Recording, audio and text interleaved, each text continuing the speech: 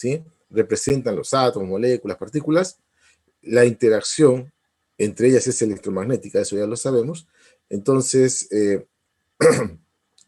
es representada mecánicamente por una varilla rígida sin peso. Entonces, si nosotros, por ejemplo, tenemos un cristal, una estructura cristalina, vamos a suponer cúbica, entonces en todos los vértices del cubo tenemos esferitas duras, que son átomos, moléculas o partículas, ¿no?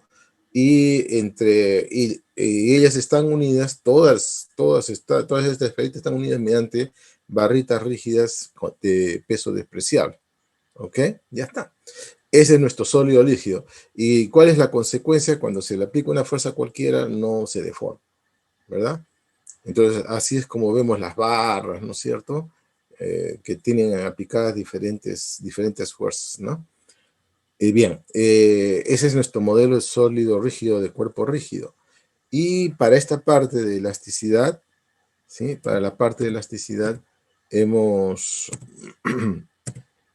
alterado ese mismo modelito del cuerpo rígido, pero porque esta vez nos interesa hablar de lo que sucede al interior del cuerpo, ¿sí? Ya no su movimiento, ¿no? o su equilibrio, sino más bien qué sucede al interior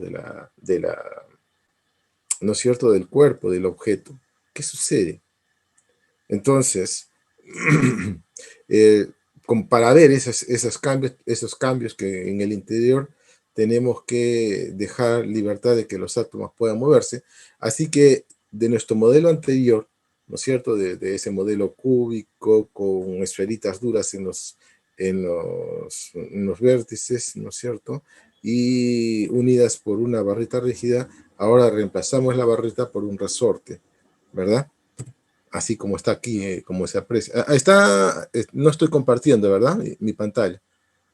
No, profesor, no se ve. No, profesor. Ya, ok, sí, me acabo de dar cuenta de ese pequeño detalle. Ok. Bien. Ahora sí. Ya está. Ahora, Ahora sí se observa, profesor. ya listo. Entonces, si en el modelo, voy a repetir un poquito atrás, ¿no? Si en el modelo del cuerpo rígido, esta misma estructura cristalina, ¿no?, que está representada por la geometría, por el cubo, ¿sí? Y en los vértices tenemos esferitas duras que representan a los átomos, moléculas o partículas, ¿sí? Entonces, en el sólido rígido, en el cuerpo rígido, ¿sí?, estas bolitas estaban unidas por una barrita rígida sin peso, ¿no?, de peso despreciable. Entonces, la fuerza más intensa que esté aplicada sobre ese cuerpo no va a deformarse, no va a cambiar. No va a cambiar. Sin embargo, para esta parte de la elasticidad de los cuerpos, lo que nos interesa, ¿sí?, es esto. A ver, un ratito, me he olvidado otra vez. Un momentito, por favor. Un segundito. Voy a traer un elemento para mostrarles.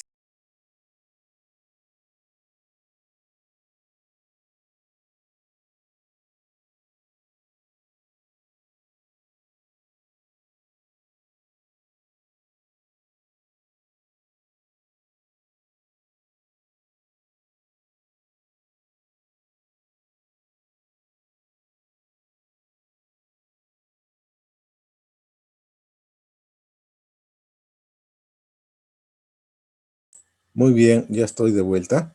Quería mostrarle esto, ¿no? La liguita, ¿no? Estos cambios que sufre en la forma de la liguita, ¿verdad? Eso lo podemos explicar precisamente con lo que vamos a estudiar ahora, que es la elasticidad de los cuerpos. Está bien, y para poder explicarlo, entonces, podemos utilizar un modelo mecánico, como el que se muestra en la figura. Entonces, la liguita es una estructura cristalina, ¿está bien? Bueno, ya. Y que entonces, ya sabemos que la estructura cristalina significa regularidad de los átomos, de las moléculas, ¿no es cierto?, en el volumen de esta y la superficie de esta liguita, ¿de acuerdo? Entonces, nuestro modelito adecuado para describir esta liguita, o sea, esa propiedad importante, ¿no es cierto? Y que para nosotros esto nos lo hace útil este objeto, que es la liguita, es ese modelito mecánico, ¿no? El de los átomos, moléculas o partículas, las vamos a considerar unidas mediante resorte, ¿no? Y el resorte sabemos nosotros que se puede deformar, ¿no? Ya sea estirándose o encogiendo, de manera tal de que bien esto puede representar la deformación de este cuerpo, ¿sí? Claro está que el modelito está a nivel molecular, pero lo que nosotros vemos es todo el conjunto a nivel macro, ¿no? ¿Está bien? Entonces ese es el cambio. Entonces estamos utilizando tres modelos diferentes, ¿no? Porque la elección del modelo depende del objeto y del problema que tengamos a la vista. ¿Estamos? Eso es lo que debe quedar claro. ¿Sí? Ayer, por ejemplo, estábamos discutiendo, hablando sobre las leyes de Newton, ¿no? Y ahí había quedado claro de que nosotros, a pesar de que hemos visto esto de las leyes de Newton desde el colegio, hemos estado en la etapa preuniversitaria, se han hecho, en la etapa preuniversitaria se dedica tiempo al uso de las leyes de Newton, pero no tanto a las leyes mismas. Tanto así que, digamos, esto cuando se les pide describir algo basado en alguna ley, no son capaces de hacerlo. O sea, mezclan todas las cosas, ¿no? No distinguen, no disciernen adecuadamente, ¿no? Entonces, aunque les parezca a ustedes una explicación así elegante de lo que está sucediendo, del pequeño evento que está sucediendo ante nuestra vista, pero está llena de incertidumbres, ¿no? Desde la elección del sistema de referencia hasta la aplicación de lo más elemental, ¿no? Bueno, ya no diremos más elemental, sino desde lo más básico. O sea, lo básico no necesariamente tiene que ser elemental, ¿no? Está bien, como las leyes de Newton son básicas, pero ya ayer hemos entendido de que no es tan elemental la aplicación y entenderlas bien. Podemos memorizarlas, repetirlas si ustedes quieren, pero no somos capaces de entenderla bien, porque no las aplicamos correctamente. ¿Está bien? Entonces, eso mismo es lo que es. Entonces, eso requiere de ejercicio mental. ¿No? Hay que hacer ese ejercicio, esa repetición, ¿no es cierto?, de lo que hemos hecho ayer, ¿no? Un evento así simple, sencillo y tratar de explicarlo, pero empezando desde el principio, eligiendo un sistema de referencia y mirando qué pasa, ¿sí? A lo que he observado ayer es de que muchos de ustedes se llevan por el hecho, no, la persona siente de que está acelerada, ¿ok? Y por lo tanto eso significa de que va a haber una fuerza que va a ser aplicada a un objeto, ¿sí? Porque la persona, a un objeto que está observando, y pretenden describir el movimiento de ese objeto basado en esa fuerza debido a la aceleración del sistema de referencia, ¿no? Entonces, con eso, como les dije ayer, ¿no? Se están tirando abajo el principio de fuerza, ¿no? Que es, le recalco una vez más, que se trata de la interacción de dos cuerpos, dos objetos reales. ¿Está bien? De eso se trata, la fuerza. Se están tirando abajo eso, están también aplicando las leyes de Newton para un sistema de referencia no inercial que es precisamente, está prohibido, ¿no? Las leyes de Newton no son aplicables para sistemas de referencia inerciales. Y finalmente van a terminar en una contradicción, ¿no? Termina en una contradicción. Inevitablemente van a llegar a eso, ¿sí? ¿Por qué? Porque sencillamente las leyes de Newton no se pueden aplicar para sistemas de referencia no inerciales. Y es así justamente con ese problemita que hemos visto ayer, se demuestra que precisamente las leyes de Newton no sirven para sistemas de referencia inerciales. Entonces, aquellos que no estuvieron atentos a la discusión, que se aburrieron un poco de repente, bueno, pues ahí está la clave para entender bien lo que son las leyes de Newton. Conocer de memoria las leyes de Newton y repetirla no significa que sepan aplicar, o sea, o que sepan esa teoría, ¿no? Básica, que es para entender el movimiento. ¿Está claro? Muy bien. En otras palabras, hacer solo ejercicios sin detenerse a razonar sobre la teoría es inútil. Y lo contrario también, ¿no? Cuando estamos razonando y cavilamos mucho sobre la teoría sin la práctica, también es igual, ¿no? Tiene el mismo efecto nocivo. ¿Ok? Muy bien. Vuelvo, cierro paréntesis, siempre me desvío un poco.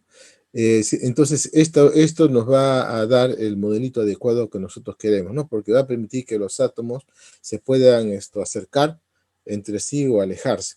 Si los átomos se alejan, entonces yo tendré el objeto deformado, tal como lo estoy mostrando. ¿Está bien? Ese es el punto.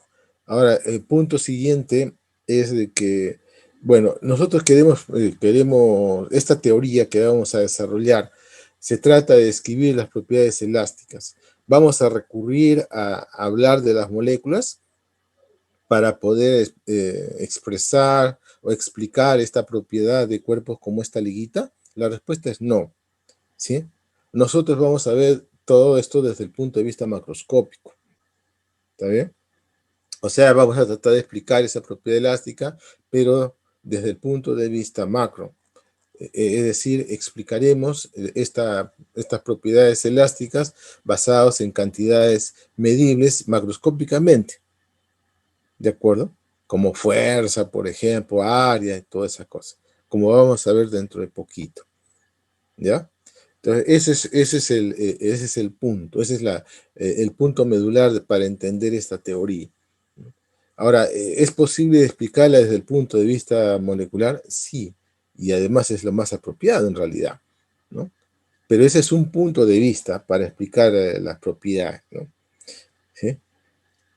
Nosotros, a ver, yo voy a hacer referencia a algo siguiente. Aquí abro un paréntesis, ¿no? A una pregunta que he hecho en la en la prueba de entrada, perdón, ¿no? El hecho de que alguna propiedad física, ¿sí?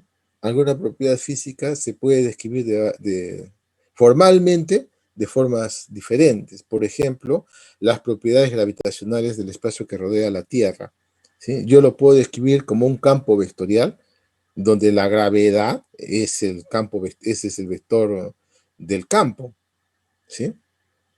Entonces, ¿qué significa esto? Que a cada punto del espacio donde tiene estas propiedades gravitacionales, ¿sí? Yo le asigno un vector, ¿sí? Entonces describo esas propiedades gravitacionales del espacio que rodea la Tierra mediante vectores, campo vectorial. Otro punto de vista, un poco vamos a separarlo, ¿sí? Es utilizar otra descripción, ¿sí? Es decir, como un campo escalar, lo podemos describir como un campo escalar. Entonces, a ver, ¿y cómo sería esa descripción? Utilizando una función, ¿sí? Una función de coordenadas, ¿no?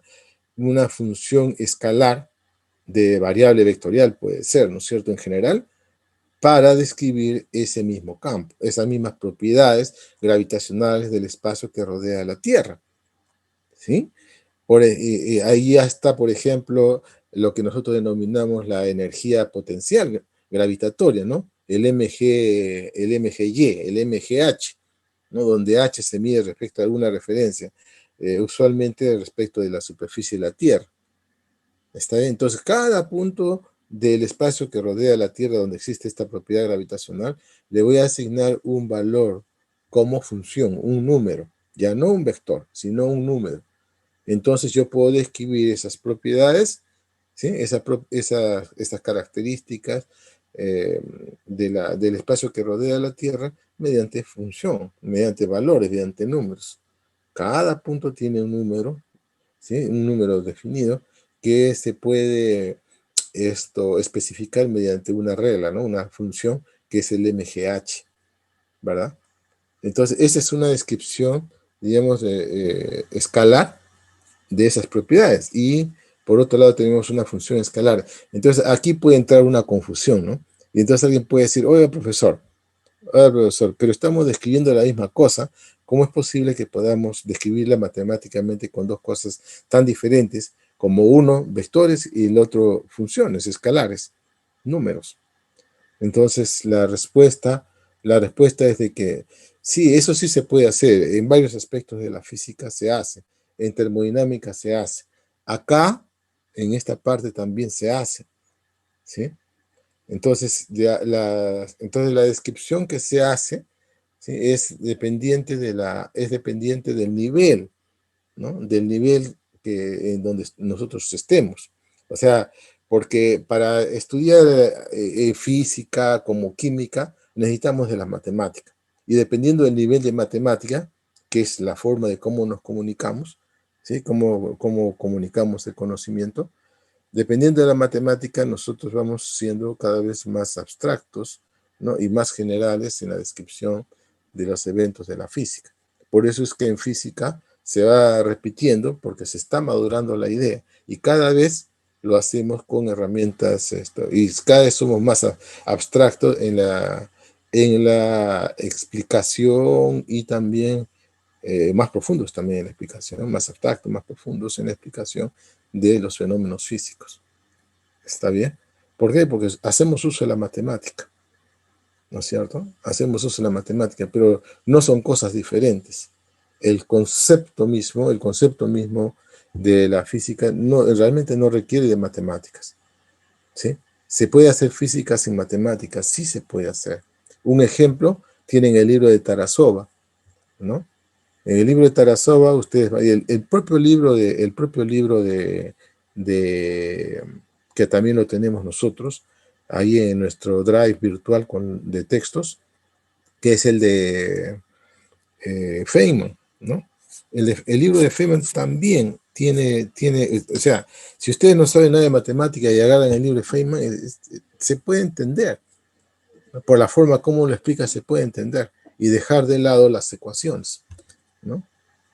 Hay ciertas partes del libro que sí utiliza las ecuaciones para poder desarrollar mejor con mayor profundidad un tema específico. Eso es verdad, pero, pero se puede hacer sin matemática. Otro ejemplo, el libro de Hewitt. Probablemente algunos que han estado en el CEPRE Uni hayan visto este libro, ¿no? Porque ahí se recomienda el libro de Hewitt, ¿no? Que también se hace física sin matemática, ¿no? O con matemática elemental, ¿de acuerdo?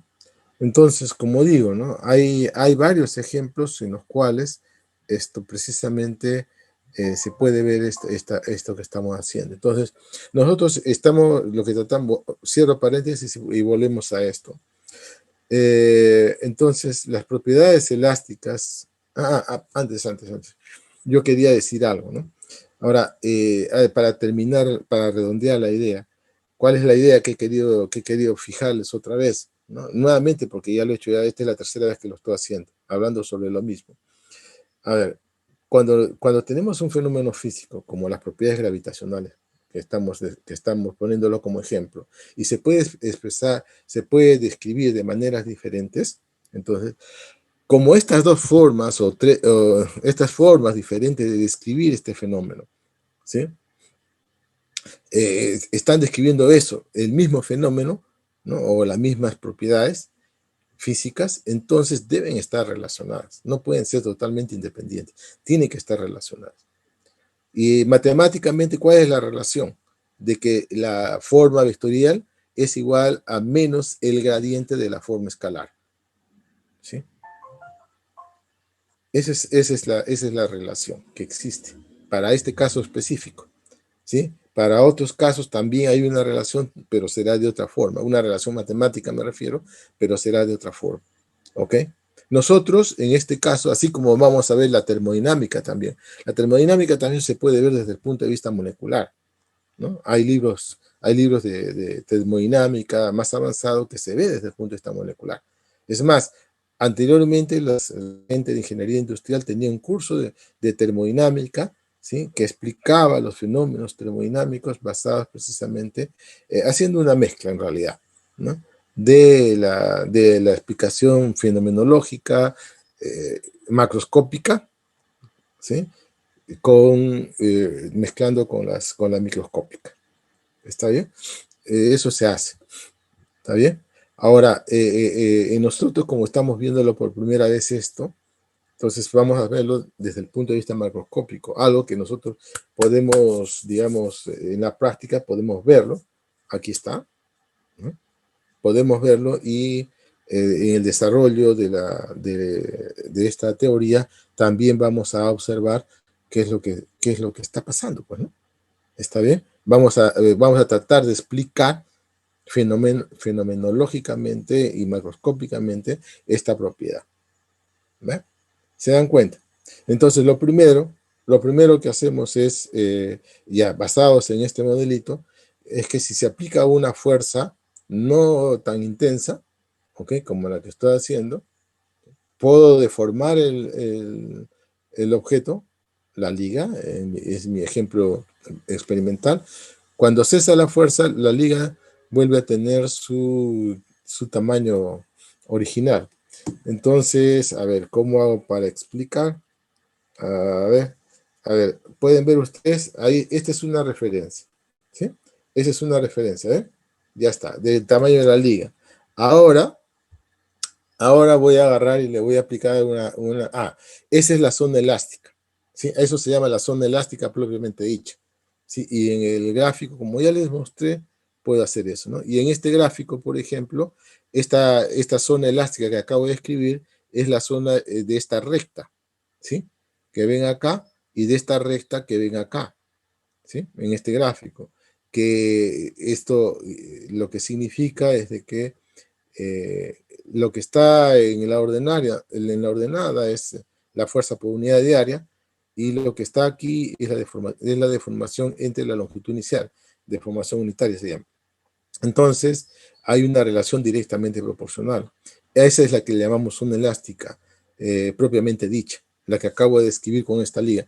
Una fuerza no muy intensa, ¿está bien? Y que cuando cesa la fuerza, ya no es más fuerza, vuelve a su tamaño natural, a su tamaño inicial. Entonces, eso está representado, y estas son, por si acaso, eso ya lo dije también ayer, estas son figuras experimentales, ¿ah?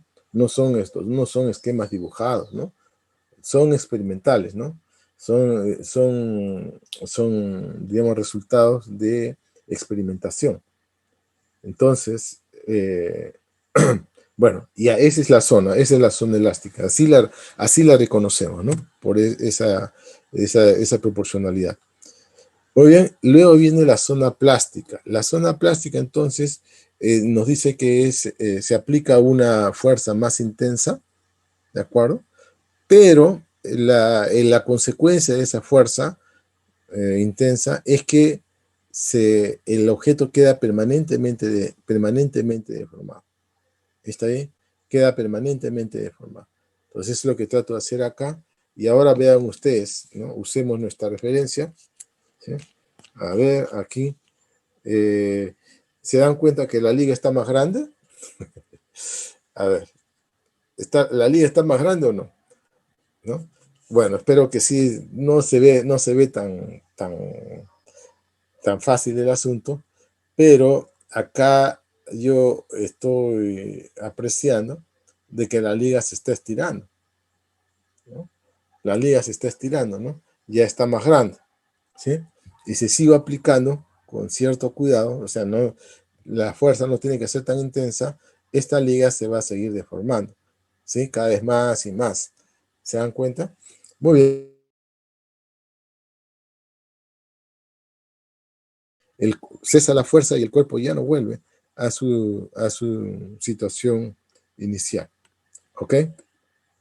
Ahora, y finalmente tenemos una tercera zona donde el esfuerzo es tan grande que se rompe la liga, ¿no? A ver, vamos a hacer eso. Ya está. ¡Auch! ¿Ven? Ya la liga se rompió. La fuerza fue muy intensa, entonces la liga se rompió. Esa es la zona de rotura. ¿Sí? Es la zona de rotura. Ok, la experimentación me ha provocado dolor realmente. Bueno, Ya está. Entonces, acá con este gráfico estamos distinguiendo también un material dúctil de un material frágil, ¿no? Aparentemente, nuestro sentido común, entre comillas, ¿sí? No, digamos, no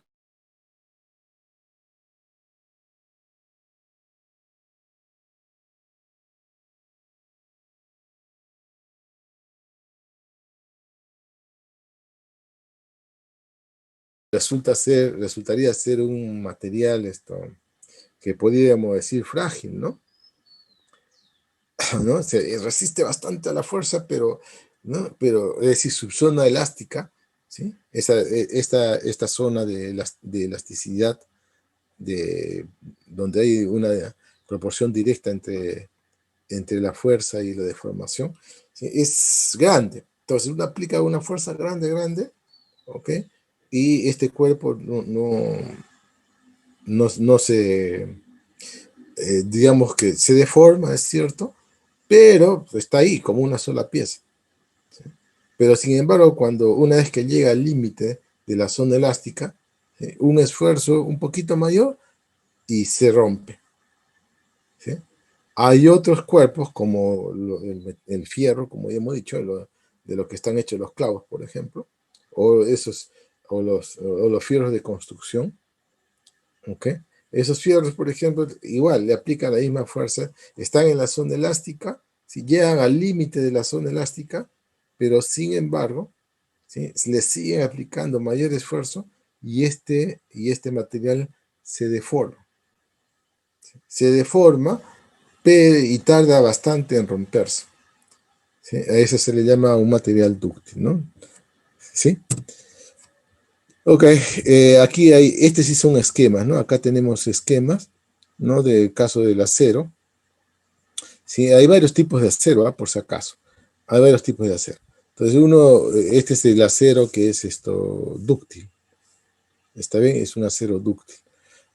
Acá tenemos un concreto, una barrita de concreto que está en la máquina donde se experimenta, ¿no? Concreto u hormigón, ¿sí? Donde se experimenta precisamente para poder determinar los parámetros elásticos, ¿sí? ¿Sí? Para poder determinar los parámetros elásticos, como puede apreciarse acá.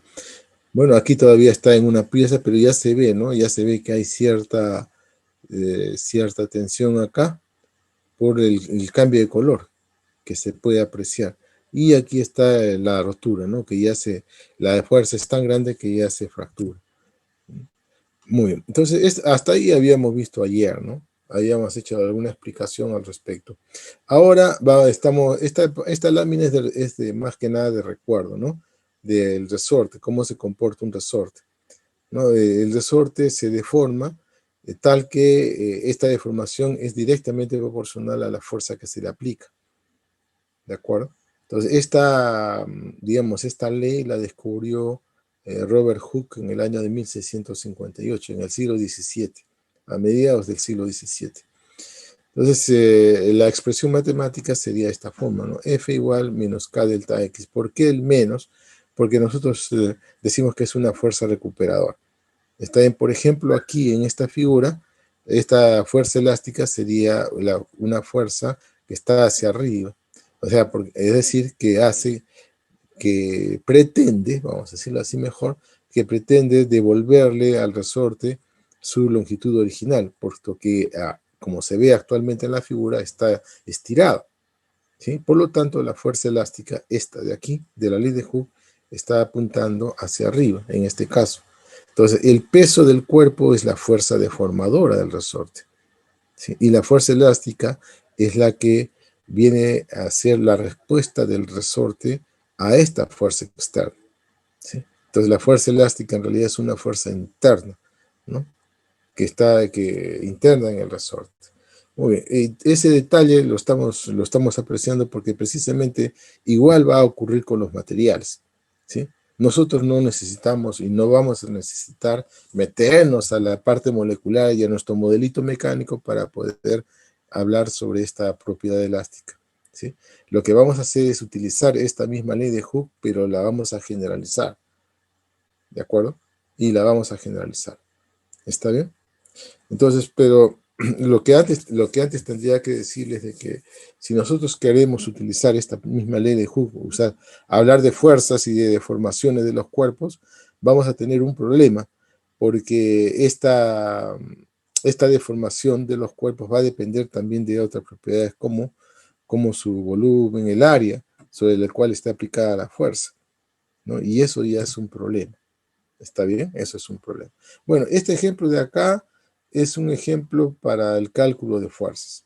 A ver, esto lo voy a explicar así ligeramente porque aparentemente es un problema sencillo. Es cierto, es un problema sencillo, pero lo que está aquí representada es una estructura básica que los ingenieros civiles utilizan mucho, que es esto, por ejemplo, esto se llama una trama, ¿no? Una trama, ¿qué cosa es? Esto es, a ver, para poder, no tengo ahorita los términos que utilizan los ingenieros civiles, pero les diré de que ustedes han visto esos puentes, ¿no es cierto? El puente, el famoso puente Bailey, ¿sí? O los puentes, por ejemplo, que nosotros tenemos, los puentes peatonales, ¿no es cierto? Lo que tenemos que cruzan algunas avenidas, tienen unas estructuras si son, por ejemplo, de fierro, ¿no? No son de concreto, sino de fierro, entonces tienen unas estructuras que son así, triángulos, ¿no? Triángulos de diferentes formas, que son formados por barras, simplemente por barras largas, ¿no es cierto? Entonces, esas son tramas, ¿no? La forma de esa trama, ¿no es cierto? Es decir, cómo están distribuidos los triángulos, etcétera. Eso depende justamente del diseño. ¿Está bien? Y la forma de las barras no son redondas ni cuadradas, ni rectangulares, ¿no? Ni de sección rectangular, no. Tienen una sección también algo diferente. ¿Por qué? Porque de lo que se trata es de hacer un equilibrio entre el peso, ¿sí?, del material que se está construyendo el puente, que es el fierro, con precisamente la estructura, ¿no? Entonces se trata de que sea lo menos pesado posible y que resista bastante peso. Esa es la idea. ¿De acuerdo? Entonces, la forma de los fierros no es precisamente de sección cuadrada, redonda, ni rectangular. Es en forma de H. Bueno, eso lo dejo, ¿no? Para que ustedes, los que estén interesados, puedan googlear eso. Muy bien, entonces esta es una trama sencilla, ¿no? Que consiste en barras que forman un triángulo, como el que está mostrándose acá, ¿sí? Y, claro, este lado está, digamos, en contacto con una pared, y se aplica una fuerza en uno de los puntos de unión, ¿sí? Entonces lo que hacemos es decir, en principio que, ajá, es decir que esta fuerza que se aplica aquí a esta unión, ¿sí?, se va, por supuesto, a distribuir en todas las barras que forman esta trama, ¿no? Aquí esto se llama trama o armadura, pues, ¿no? Ya, que forman esta trama. Pero para que eso sea cierto, tenemos que hacer una aproximación, considerar de que el peso de las barras es despreciable comparado con esta fuerza externa que estamos aplicando. Entonces, eso me asegurará de que, y eso por equilibrio, simplemente por equilibrio de cada una de estas barras, yo lo puedo demostrar, de que las fuerzas que están aplicadas sobre la barra BC, por ejemplo, está justamente a lo largo de la barra, ¿sí? Igual en la barra AB, la fuerza sobre esta barra está a lo largo de la barra, ¿no? Y la fuerza sobre AC, sobre la barra AC, está precisamente a lo largo de la barra. ¿Está bien?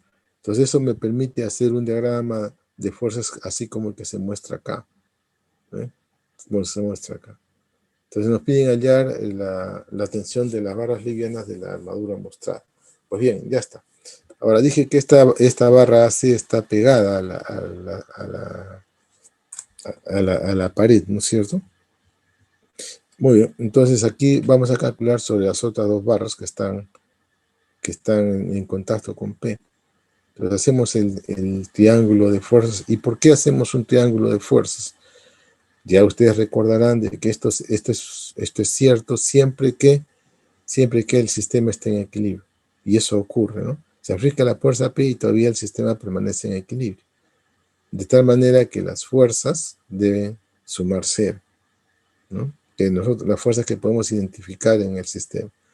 Entonces, ¿qué estamos haciendo? Hacemos el diagrama de cuerpo libre del punto B y tendríamos la fuerza BC, la fuerza BA y la fuerza P. Pero estas fuerzas deben sumar cero. Entonces, lo que hacemos, como conocemos las direcciones, ¿sí? Entonces las dibujamos de manera tal de que sumadas den cero. Sumadas den cero.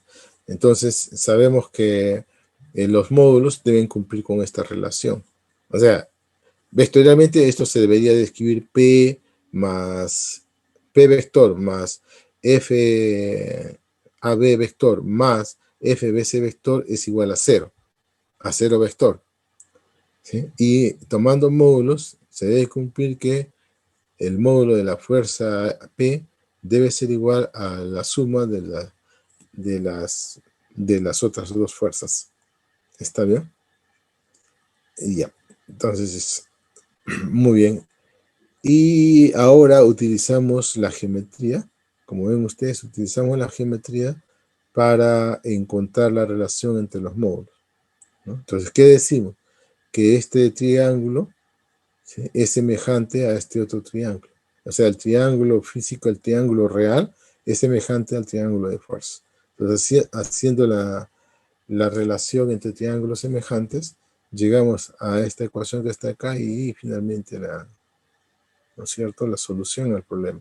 Pues aquí lo importante es saber que las fuerzas están a lo largo de las barras. Ya, eso ustedes lo pueden deducir fácilmente a partir de esto, ¿no?, de este diagrama de fuerzas, ¿no?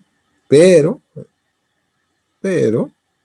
¿sí?, pero no tienen o no conocen la justificación de por qué son así, ¿no? ¿Por qué tienen que ser necesariamente estas fuerzas que están aplicadas sobre la barra, tienen que ser necesariamente que estar a lo largo de la barra?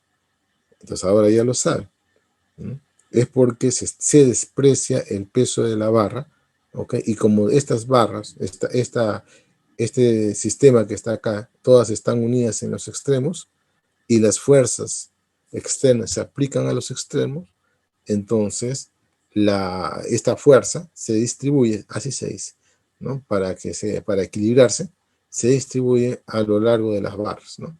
Entonces las barras están o en compresión o en tensión, ¿sí? O están estiradas o están comprimidas, ¿sí? Pero no están arqueadas. ¿Se dan cuenta? Entonces, esos son los detalles, son detalles ingenieriles, de ingeniería, ¿no es cierto?, que nosotros debemos de tener en cuenta para poder entender bien el problema.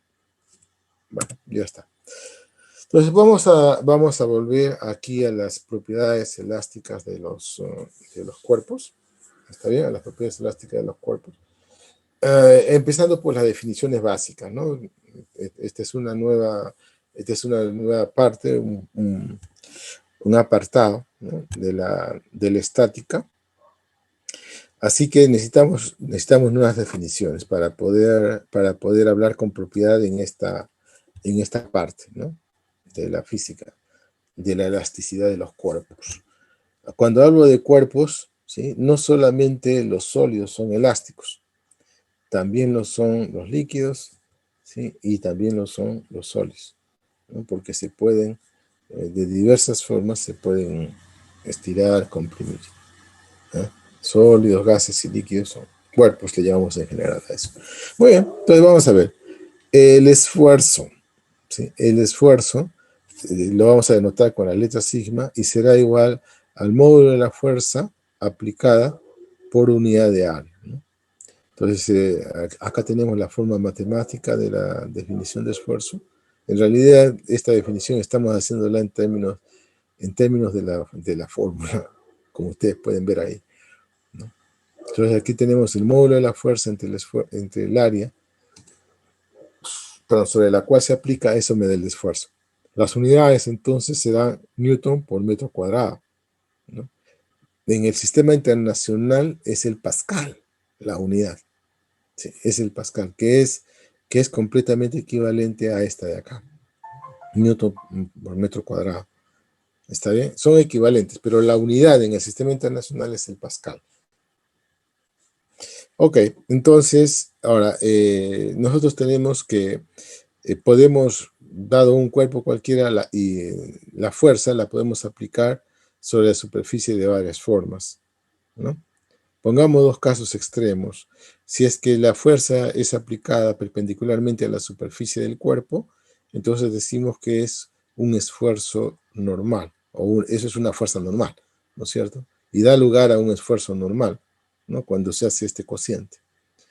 Si la orientación de la fuerza es tangente a la superficie sobre la cual se aplica, este se llama una fuerza de corte o de cizalladura, que da lugar, ¿no? Cuando se emplea, ¿no? Se emplea esta ecuación al esfuerzo, también llamado así, esfuerzo de corte o esfuerzo tangente o esfuerzo de cizalla, ¿sí?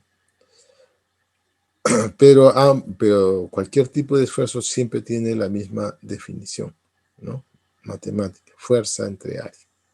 La deformación unitaria es el cambio, ¿sí? Es decir, el cambio relativo de la longitud inicial. A ver, ¿cómo lo entendemos esto? Si supongamos que se aplica la fuerza F como se ve acá, y entonces va a haber una deformación. ¿Cuál sería la deformación? ¿No? La deformación sería de que este cuerpo cilíndrico va a aumentar su longitud. ¿Está bien?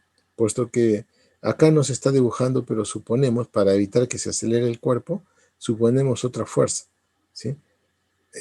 Igual y opuesta a esta fuerza que se está aplicando en este lado. De tal manera de que la fuerza neta aplicada sobre el cilindro es cero. No va a acelerarse, no se va a mover, ¿sí? Si está moviéndose con una determinada velocidad, va a mantener la misma velocidad. Y si está en reposo, seguirá estando en reposo.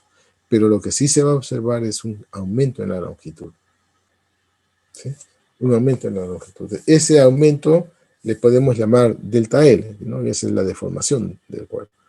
Si lo dividimos entre la longitud inicial, a eso le estamos denominando el cambio relativo de la longitud. ¿Ok? Entonces, la deformación unitaria, que también así la estamos bautizando en realidad aquí, la deformación unitaria, la denotamos con la letra griega épsilon, es entonces delta L, que es la deformación entre la longitud inicial. ¿De acuerdo? Ahora, la deformación se mide dependiendo de la orientación de la fuerza, pues, ¿no? Porque en este caso tendremos, en el caso de la fuerza normal, tendremos un aumento de la longitud en la dirección axial. En cambio, en el caso de la fuerza tangencial, lo que tendremos será una deformación del cilindro, ¿no? Lo vamos a arquear un poquito en la dirección de la fuerza, ¿sí? ¿Por qué? Porque eso es lo que estamos haciendo, estamos empujando las moléculas con las que estamos en contacto en esa dirección. Por lo tanto, como es perpendicular al eje, se va a deformar el cilindro un poco. ¿Está bien?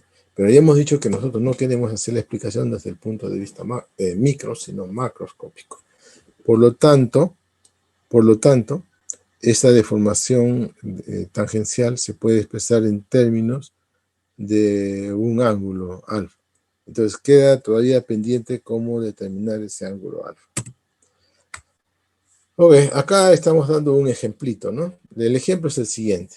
Dice, tenemos una barra de sección transversal S, ¿sí? y se somete a las fuerzas F iguales y opuestas como se aprecia en la figura. ¿Sí? Iguales en módulo y opuestas en orientación. Entonces, si hacemos un corte, ¿sí? como se aprecia acá, un corte sesgado.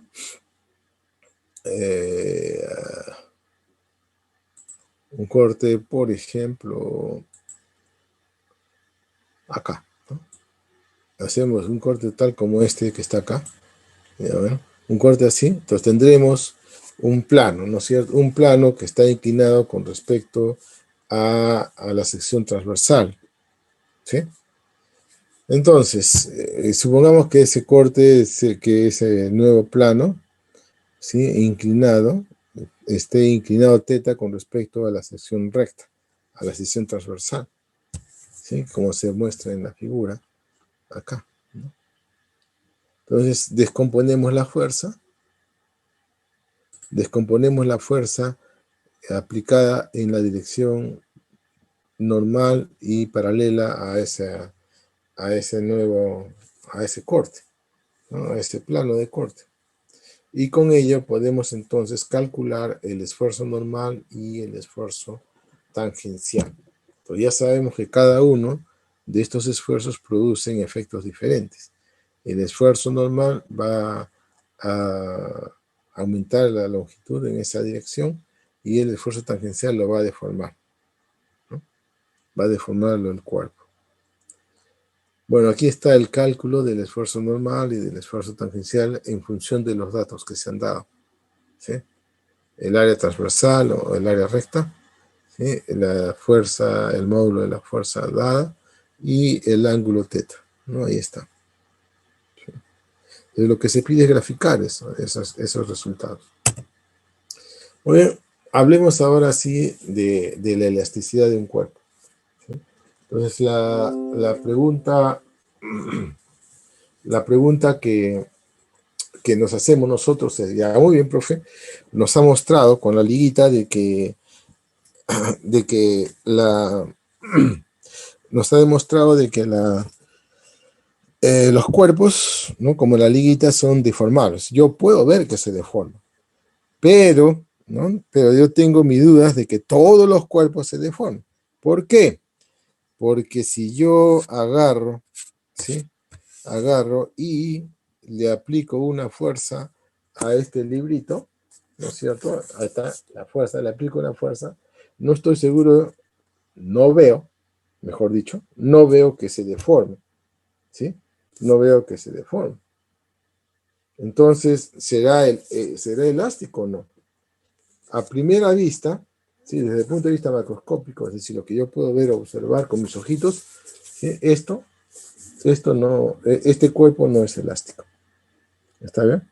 Sin embargo, si nosotros vamos al microscopio, cuando aplicamos la fuerza vamos a observar que sí se deforma. Todos los cuerpos son deformables, todos, ¿sí?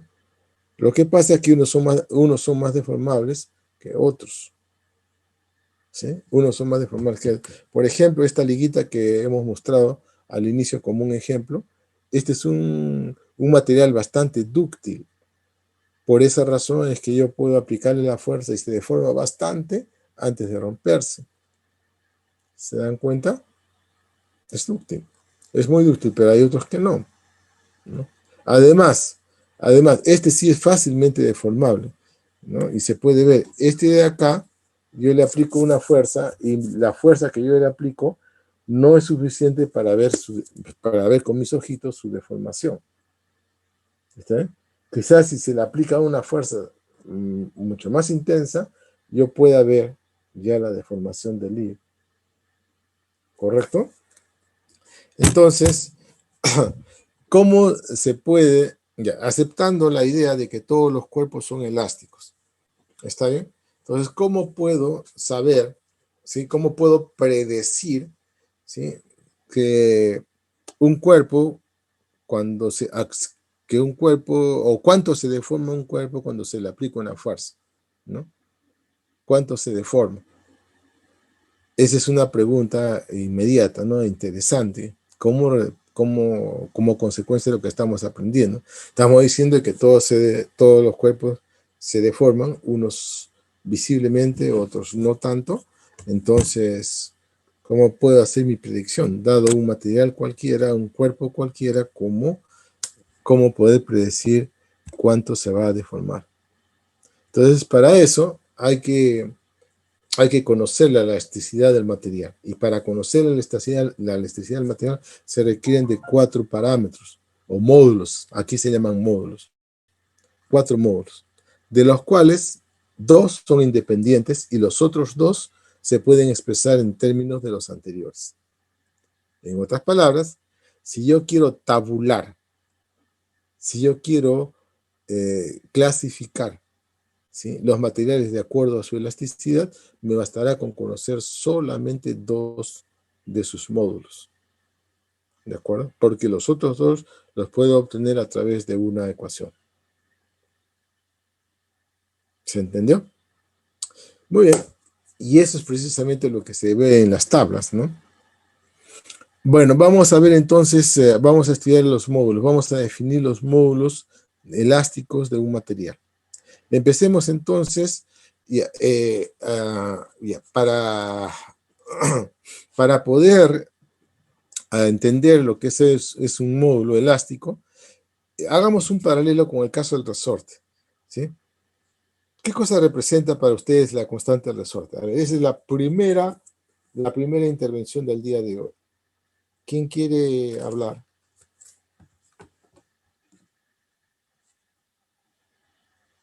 ¿Me están escuchando? A ver, vamos a ver el Sí, chat. profesor, sí escuché. De repente, ¿me están escuchando, jóvenes? Sí, profesor, sí escucho. ¿Aló? Sí, se escucha, profesor.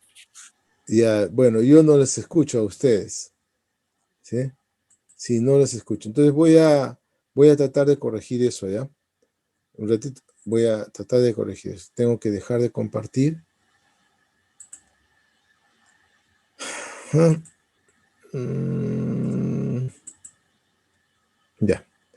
Ya está, recién volví. Y voy a modificar. Mis audífonos son los que no están conectados. Pero debería escucharlos desde la computadora, pero tampoco los escucho.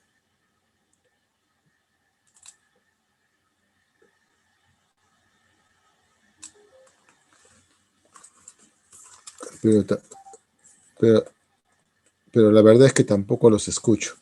A ver, ¿pueden hablar ahora, por favor? ¿Se escucha? Ahora sí. Ok, gracias. Muy bien, entonces, ya, está abierta la pregunta, ¿sí? Voy a volver a compartir. Está abierta la pregunta. Ok, está abierta la pregunta. Ya están viendo mi pantalla, ¿no? Sí, profesor, eso bien.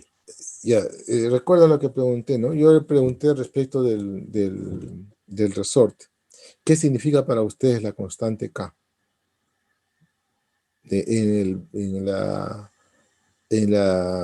Digamos, en la ley de Hooke, ¿sí? Fuerza igual a Kx, y hasta en módulo, ¿no? Fuerza igual a Kx.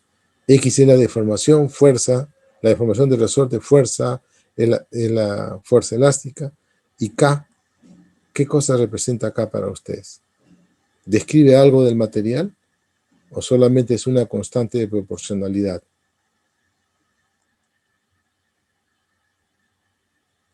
El profesor sería, ¿Alguien?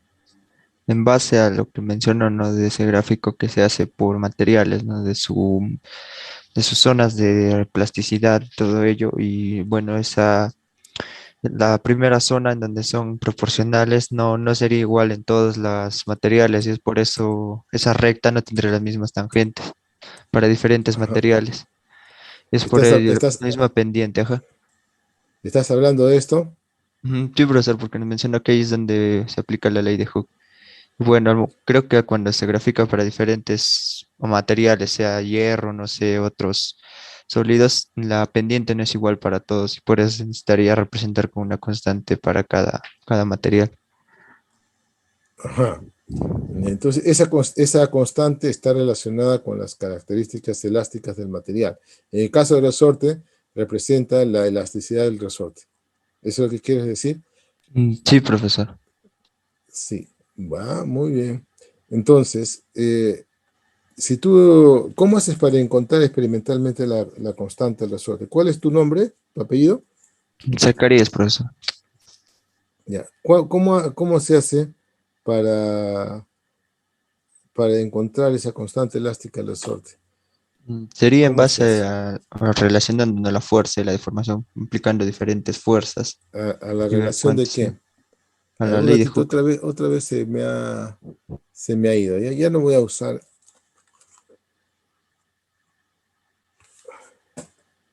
Ya. A ver, bueno, yo sé que ustedes me están escuchando, ¿no? Pero yo no los escucho. Así que voy a cambiar, ya no voy a usar los audífonos, se están fallando, parece.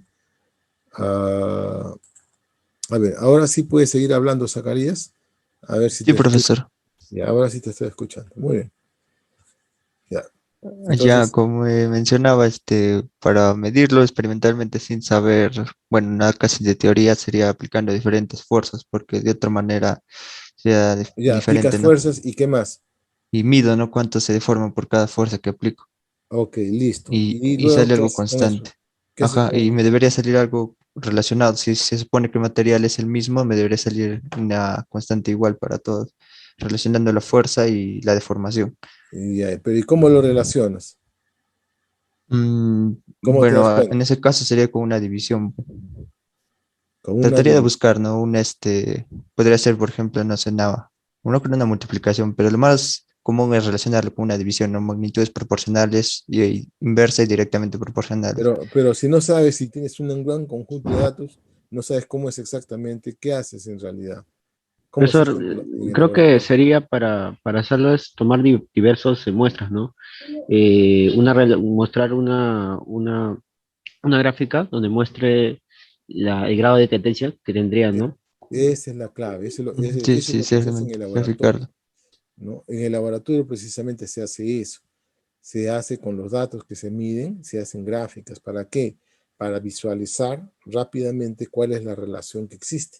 Puede ser una relación cuadrática, puede ser una relación lineal, ¿no? Pero eso solamente se ve de manera fácil graficando. Por eso es que a ustedes siempre en el laboratorio les piden hacer gráficas. Y por lo tanto, las conclusiones se tienen que hacer de las gráficas, ¿no? Si encuentran una relación lineal, esa es una conclusión experimental, es una conclusión del laboratorio, ¿no? De lo que ustedes han hecho. Simplemente el decir, si encuentran que es una relación lineal, esa es una conclusión, es una relación lineal. Y por lo general, ¿no? La pendiente, el valor de la pendiente tiene también una información muy específica, ¿no? En el caso de la gráfica, por ejemplo, en la ordenada va la fuerza, ¿no es cierto? Fuerza versus deformación. Fuerza sobre el resorte, ¿no es cierto? La fuerza externa sobre el resorte debe ser igual a la fuerza elástica, ¿no es cierto? Que es la fuerza interna del resorte. Eso no lo podemos medir directamente, pero sí la fuerza externa. Pero las igualamos, ¿por qué? Porque estamos en situación de equilibrio, ¿no? Hacemos la medida de la deformación cuando se llegó al equilibrio. O sea, cuando la fuerza externa es igual a la fuerza interna, ¿no? Que es la fuerza elástica propiamente. Entonces, si graficamos la fuerza externa esta vez, ¿no? Que es igual a la fuerza elástica, recalco, versus la deformación, obtenemos una recta, ¿cierto? Entonces, la pendiente, ¿qué cosa es? ¿Cómo se interpreta la pendiente de esta recta? ¿Qué cosa es la pendiente? A ver, esa es otra intervención. Ya ha Es anotado Zacarías, lo ha la, anotado Villegas. eh, ¿Quién más? ¿Quién más interviene? A ver, voy a elegir Representa voluntarios. una función lineal, una relación inversa. No, pero ¿qué representa qué representa? ¿Cómo no entiendo, una relación Sería la constante, profesor. sería la Ah, constante La elástica. constante de elasticidad del cuerpo. Ajá. Perfecto. Esa se dan cuenta, ¿no? Ustedes graficaron la fuerza elástica, que es igual a la fuerza externa, versus versus la deformación, y encontraron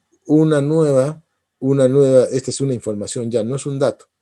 Han graficado los datos, que son los puntitos, ¿sí? Y al hacer el ajuste, han encontrado una nueva información, que en este caso es una nueva cantidad física.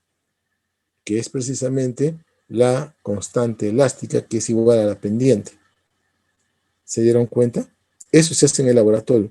Entonces, esa es una conclusión. Por ejemplo, ¿no? Este resortito que me dieron en el laboratorio, ¿sí? Y que yo seguí el procedimiento que me indicó Jesús, ¿sí? Es decir, le pongo varios pesos, mido para cada peso la deformación del resorte y lo grafico. Entonces, he encontrado que la pendiente vale tanto, ¿sí? Porque eso lo puedo calcular con Excel, ¿no es cierto? Vale tanto, o con mis conocimientos de estadística, porque eso es estadística nada más. Y entonces digo que vale tanto, recalco una vez más, y eso yo lo identifico con una nueva cantidad física que está asociada a la elasticidad del resorte. Y le llamo constante elástica. ¿Por qué? Porque dado que es una recta, su pendiente constante, sabemos eso, y por lo tanto le puedo con toda propiedad decir que es una constante elástica del resorte. ¿Se dieron cuenta? ¿Sí? Entonces, eso puede ir como conclusión, ¿no? El resortito, medí experimentalmente la constante elástica del resorte y me salió tanto. Esa es una conclusión. Sí, una conclusión muy importante que el profesor la va a saber evaluar. Por ejemplo, a mí que me pongan eso, ¿no? La constante elástica vale tanto, que es el valor que yo di, entonces se está indicando que este alumno está suficientemente maduro, ¿sí? No solamente para realizar el experimento, sino para interpretarlo. ¿Sí? Porque muchos se quedan solamente en eso, en la realización del experimento. Hacen las gráficas y cuando les toca las conclusiones, agarran un texto y empiezan a copiar por partes, ¿no? Alguna partecita del texto lo copian acá, luego de otro texto agarran otra partecita y lo copian así, y así llenan sus conclusiones. Que en realidad para mí, yo les pongo allá le pongo carita triste, carita feliz, le pongo un signo de interrogación dependiendo de si tiene mayor sentido o está muy conectado con lo que se está haciendo o no. ¿Sí? O si no, cuando dan conclusiones del experimento, dan conclusiones demasiado generales, ¿no? Hemos comprobado de que efectivamente el resorte es elástico, y ahí lo dejan.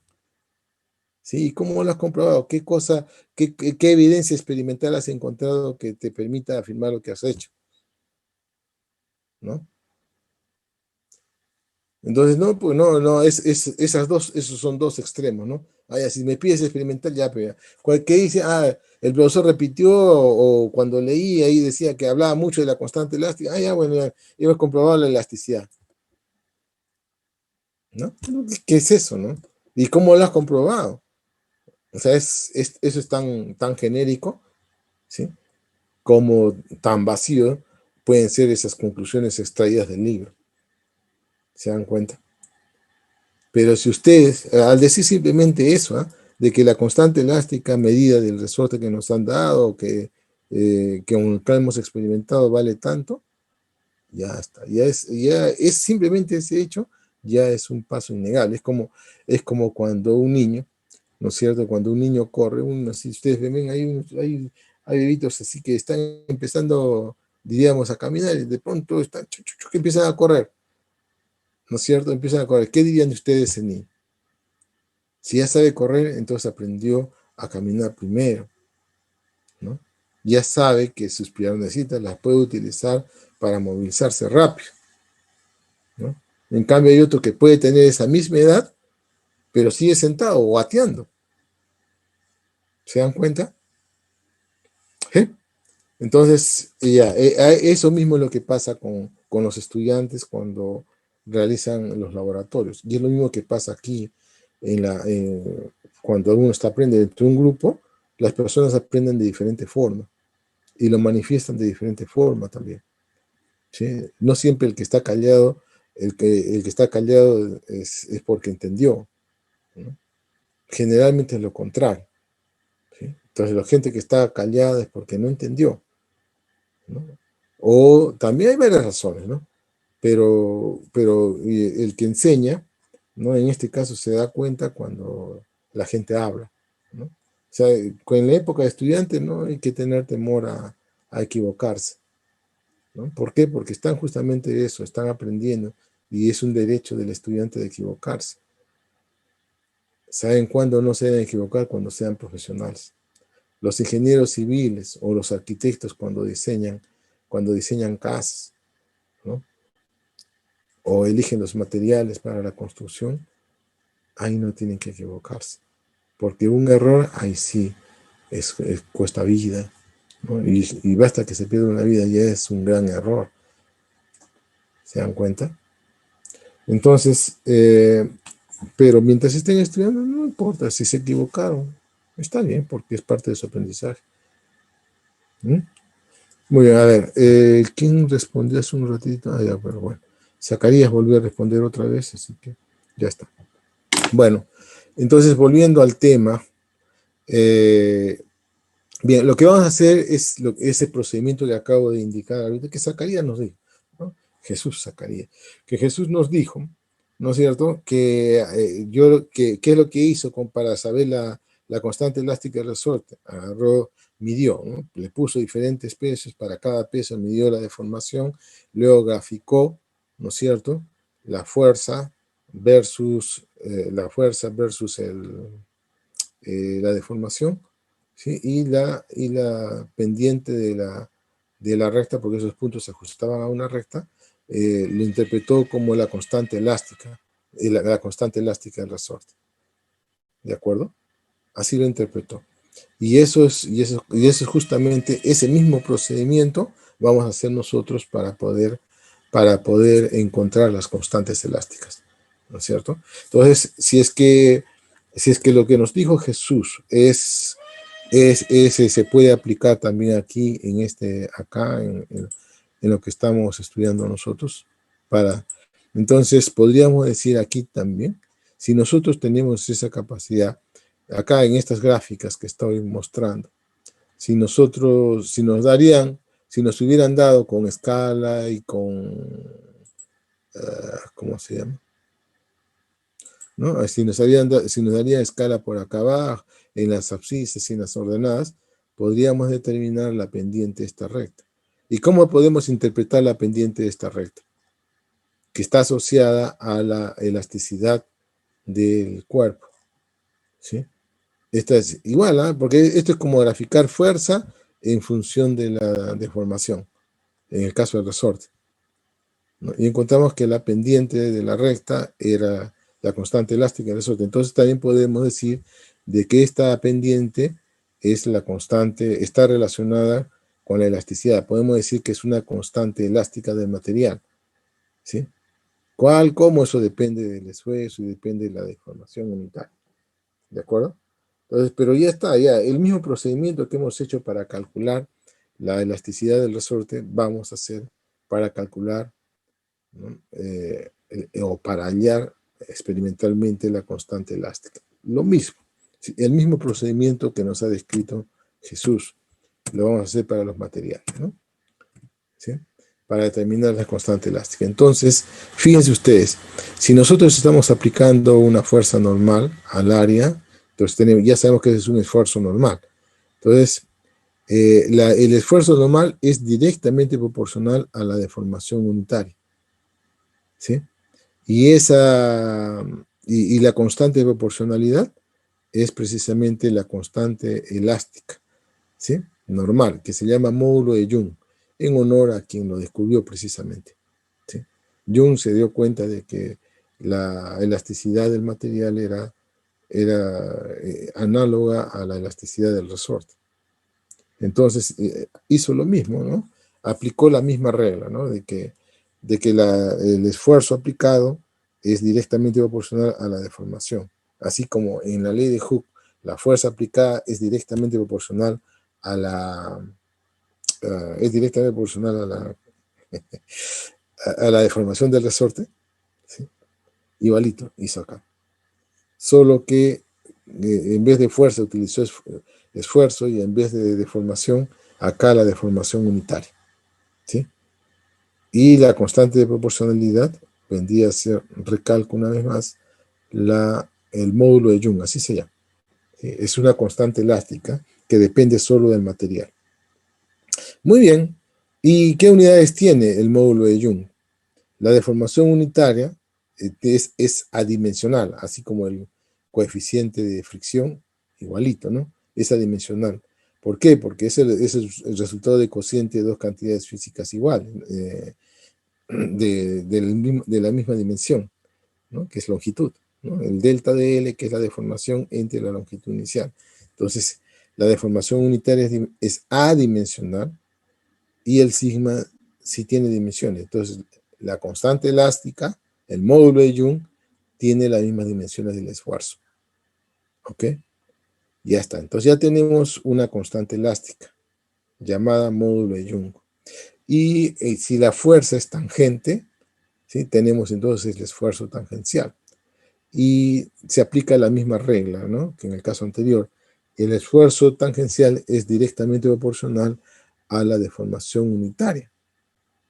Y la constante de proporcionalidad se denota con la letra G, ¿sí? Y es la forma en que se denota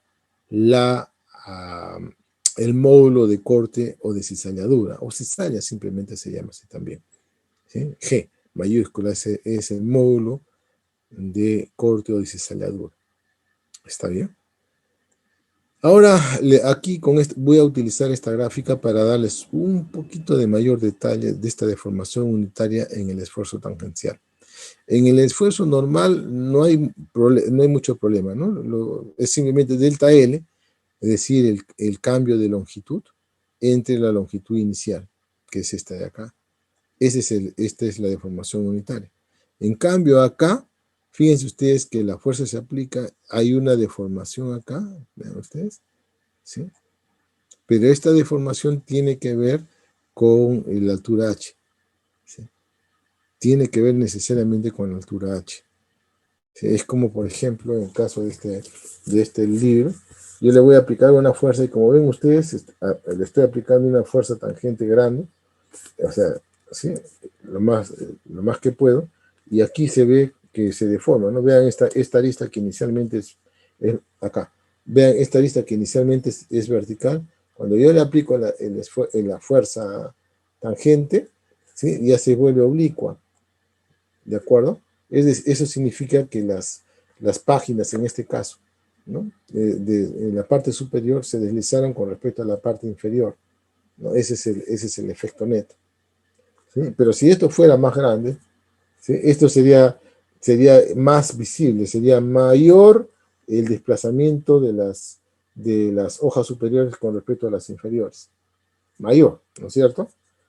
Eso lo podemos nosotros experimentar fácilmente. Entonces, dado que hay una relación entre esta dimensión transversal, ¿no? Que vendría a ser constante, lo que estamos llamando H acá, con la deformación propia de la fuerza tangente, ¿sí? Entonces esta deformación se expresa en términos del ángulo θ, ¿sí? Se expresa en términos del ángulo θ, ¿sí? Entonces esa deformación vendría a ser esta h por ¿no es cierto?, por el valor de la tangente de θ, ¿cierto? ¿Sí? Como sería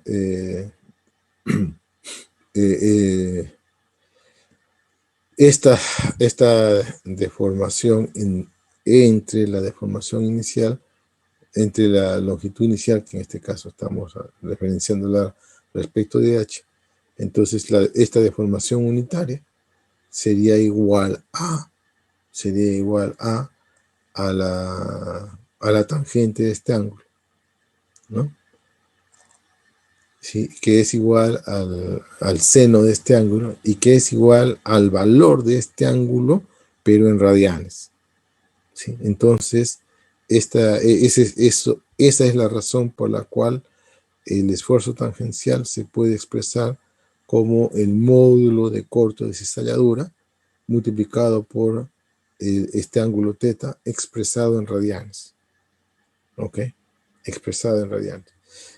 Bueno, ya está, ¿no? Entonces ya está claro. Entonces hasta ahora tenemos dos módulos, ¿no? Dos módulos. Entonces lo que estamos observando es de que si la fuerza es normal, tenemos el módulo de Young. Si la fuerza es tangente, tenemos el módulo de corte y cizalladura. Entonces la pregunta sería, el módulo de Young es igual al módulo de G. A ver, supongamos que el esfuerzo normal y el esfuerzo tangencial sean iguales en módulo y estén aplicados sobre la misma área. El esfuerzo normal es igual al esfuerzo tangencial, la respuesta es no. En general, no. ¿De acuerdo? Porque los materiales en general, ¿sí?, no son isótropos, ¿no? L y H se llama, ¿no? Homogéneos e isótropos. ¿De acuerdo? Entonces, sus características elásticas dependen de la dirección de la deformación. ¿Sí? Ya sea tangente o normal, en general son diferentes. Pero no son tan diferentes. ¿Ah? La evidencia experimental dice que en cuanto al valor no son tan diferentes. Son del mismo orden de magnitud. ¿Cuál es el orden de magnitud del módulo de Young? En el caso, por ejemplo, de los sólidos, ¿sí?, de los sólidos como los metales, por ejemplo, es del orden de 10 a la 10. ¿Sí? Este G también es del mismo orden de magnitud, de 10 a la 10. ¿De acuerdo? Entonces son valores parecidos, son valores muy grandes, ¿sí? Y por lo tanto son parecidos. Entonces baste decir de que son del mismo orden de magnitud. Bueno, aquí les muestro, de aquí es otra de las curvas que nos dan las máquinas que sirven para determinar la elasticidad de los cuerpos, ¿no? Disculpa. Esta es una curva experimental un poco más detallada, ¿no? Y aquí está lo que describía Jesús, ¿no? Zacarías, ¿no? Recuerdan que él decía de la gráfica del esfuerzo versus la deformación unitaria, ¿ok? La zona lineal, su pendiente, es igual al módulo de elasticidad. Ahí está.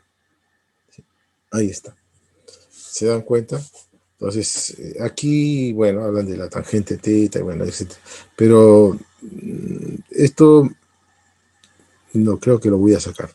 Porque, digamos, para que la tangente teta sea igual a E, eso en realidad numéricamente es, pero esto como ecuación no es correcta, dado que la tangente teta es un número y E tiene dimensiones, por lo tanto no son iguales, ¿sí? Entonces lo más apropiado es decir que la pendiente de esta recta es la constante elástica. Así se identifica con la elasticidad del material. Nada más, pero digamos, matemáticamente se puede decir, yo miro acá la tangente y la tangente teta. Pero si cambio la escala, entonces ya tenemos que ya no es tan cierto esto de aquí, pues, ¿no? ¿Sí?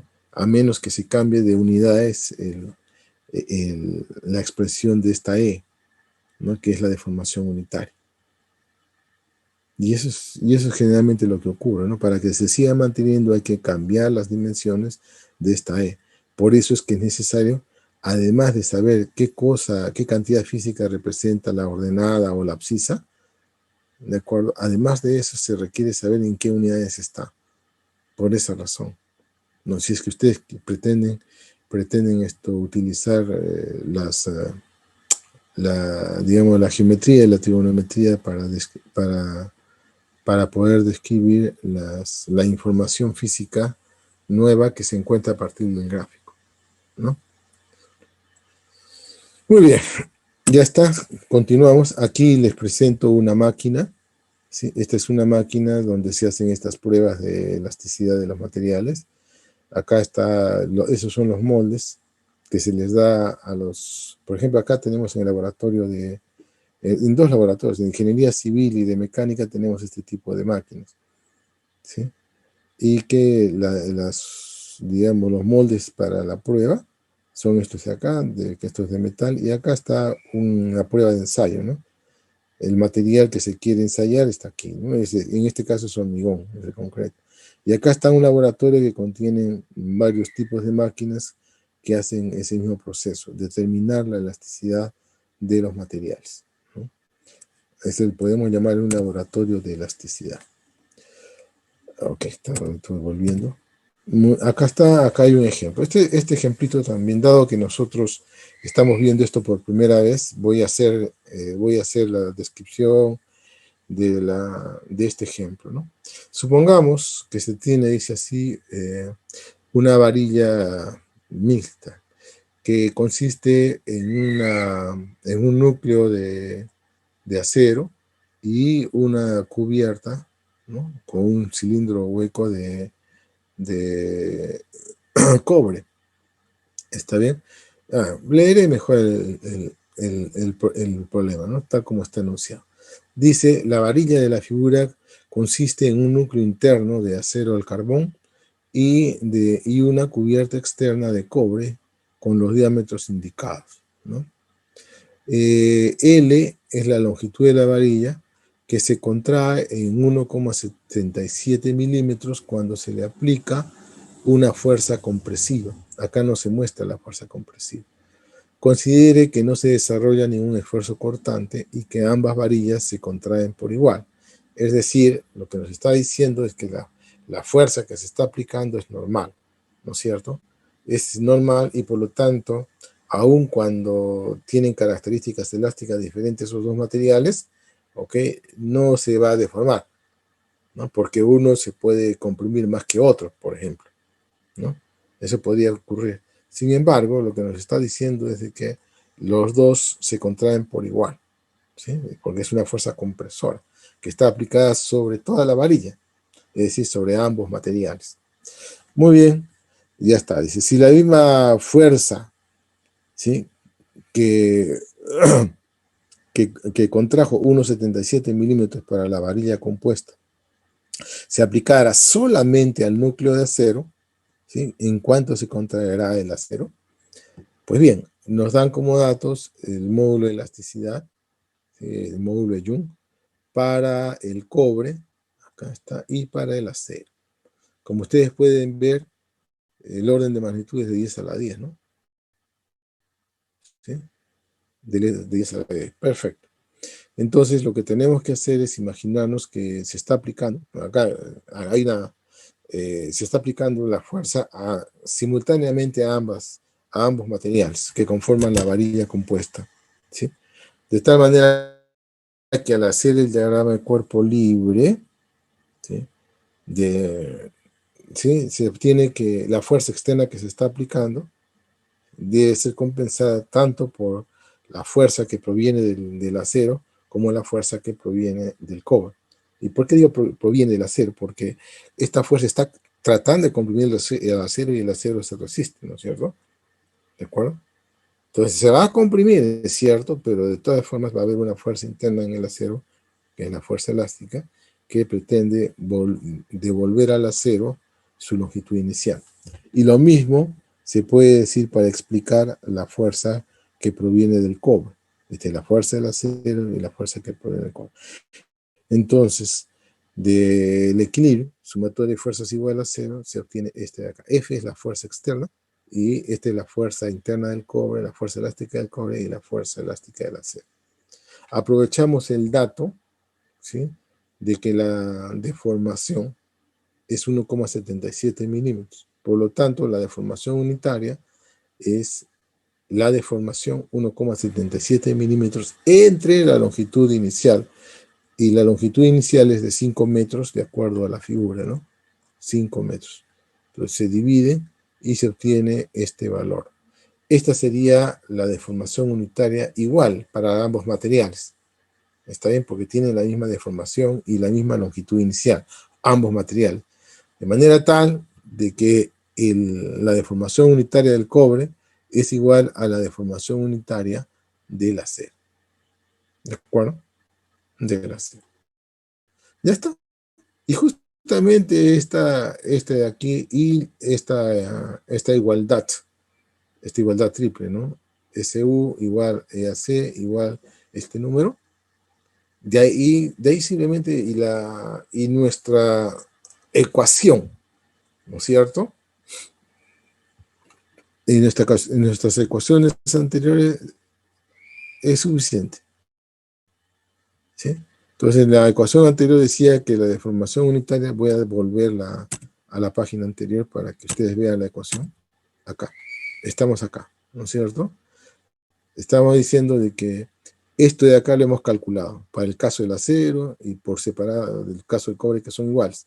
¿Está bien? Entonces tendríamos que esta deformación unitaria es sigma entre el módulo de Young. ¿Se dieron cuenta? ¿Sí? Entonces, este sigma es fuerza entre el área transversal. ¿Ok? Así que voy a volver. Acá, entonces, esta deformación unitaria es el sigma, la fuerza entre el área transversal. Para el núcleo de acero, acá está el área transversal, pi r cuadrado, ¿no? Pero como me dan el dato del diámetro, entonces lo expreso en términos del diámetro, ¿no?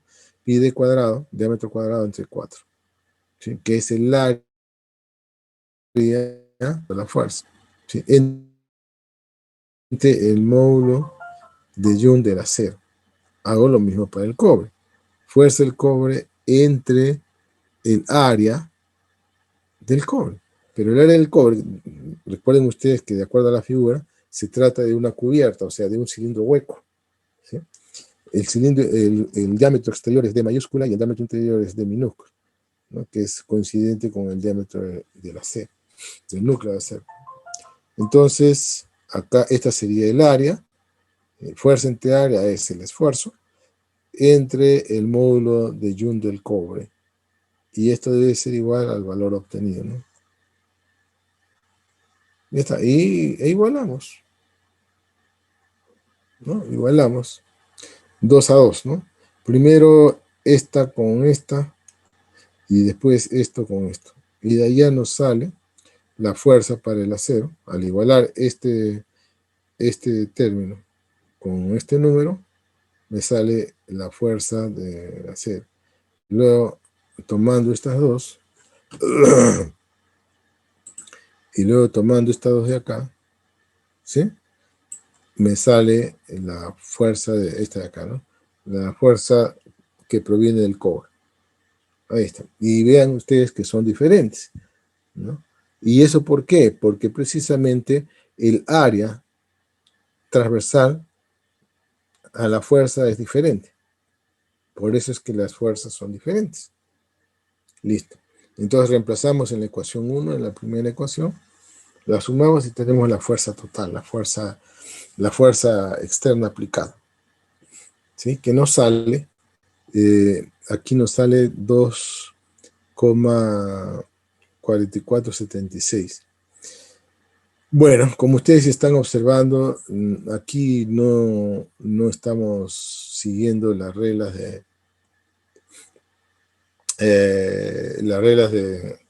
las cifras significativas. ¿Por qué? Porque acá nos dan con 3 cifras significativas, acá nos dan con 3 también, pero aquí nos dan con 2, ¿no? Acá debieron poner 20,0, ¿no? Para que sean 3. Pero nosotros estamos haciendo la manipulación con 3 cifras significativas.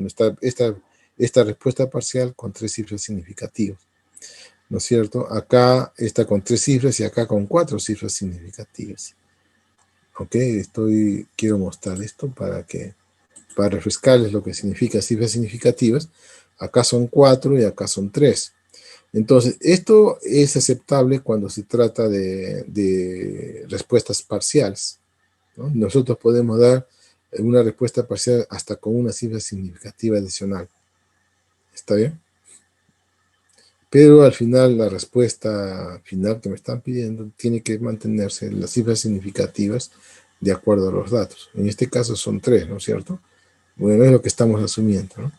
Bueno, serían 3, ¿no? Y ya está. Pregunta, ¿cuántas cifras significativas tiene ¿cuántas cifras significativas tiene este número? A ver, ¿quién me responde eso? Una intervención. Tiene 6. 3. ¿Quién dijo 3? ¿Quién dijo? Villegas, Profesor. dos compañeros ¿Ah? también. Villegas y 2 compañeros más.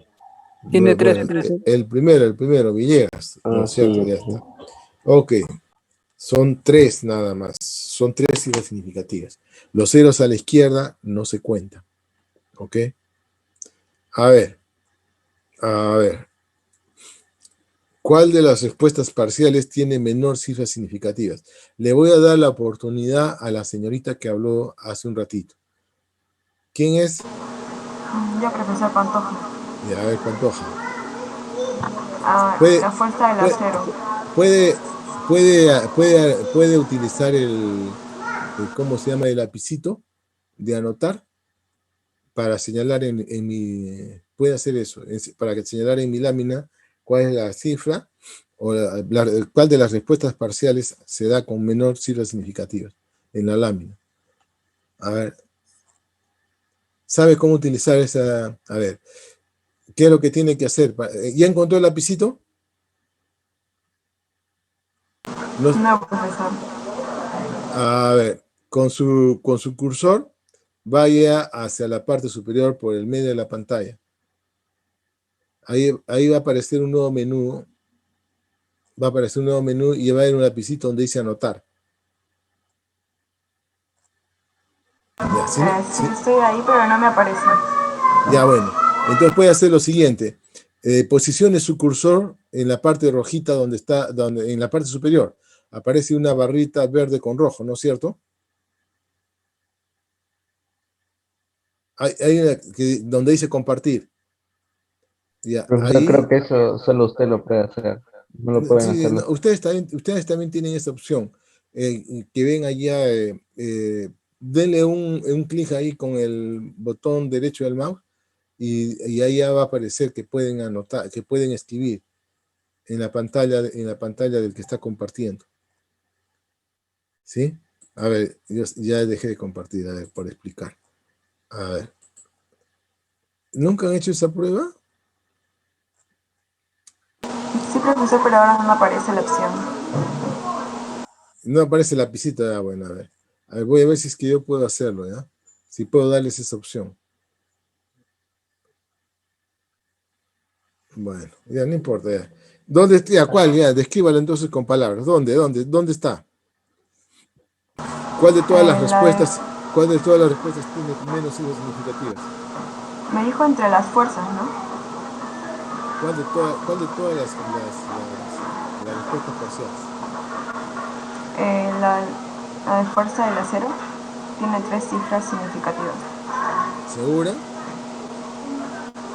De todas, ¿eh? De todas las respuestas parciales que están acá. No solamente de las fuerzas, de todas.